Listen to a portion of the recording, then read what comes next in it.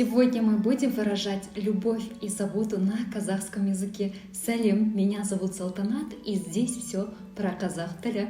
Итак, ласкательные слова. Жаным, душа моя, күнім, солнце мое, айым, луна моя, жұлдызым, звезда моя, жарығым, свет мой, сүйіктім, любимая, любимый, махаббатым, любовь моя, шырағым, светик мой, ботам, сыночек мой, дитя мое, буквальный перевод верблюжонок мой, ботақаным, синоним к слову ботам, қошақаным, ягненочек мой, болашағым, мое будущее, арманым, моя мечта, қымбаттым, дорогой, дорогая.